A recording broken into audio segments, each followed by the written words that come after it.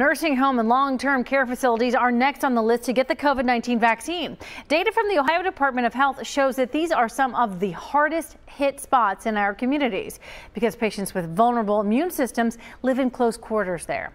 WCPO 9 News reporter Courtney Francisco asks health leaders, can a vaccine improve that in the short term if current patient procedures remain unchanged? In Ohio, if our loved ones in long-term care facilities like nursing homes contract COVID-19, they ride it out in-house instead of coming to a hospital like this one.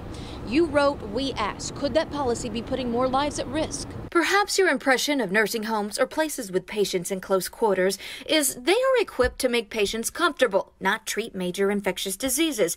So why try it? It's set up to be very controlled. Pete Van Runkel is executive director of the Ohio Healthcare Association, representing more than 1,000 assisted living and skilled care facilities in the state. He says current policy requires staff to isolate COVID-19 patients in one area and dedicate people to work with those patients only to prevent the virus from jumping room to room. If the patient gets so sick the facility cannot treat them, they move to the hospital.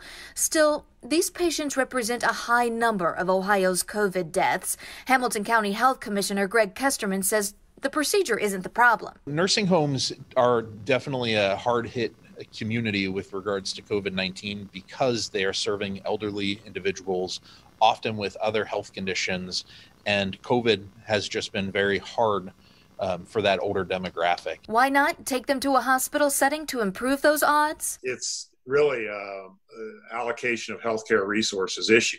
If you don't need to be in a hospital, you shouldn't go, and they don't want you to go. State leaders have been warning for weeks that hospitals are facing a staffing shortage as community spread surges, and Van Runkel says that leaves little room for policy change. Many staff members are getting sick, and they contract it outside of the facility, but nonetheless, they can't work as long as they're infectious. Van Runkel says the vaccine's long-term effects are encouraging. In the 8 Ohio counties we cover, 3,021 long-term care facility staff members have tested positive for COVID-19 since April.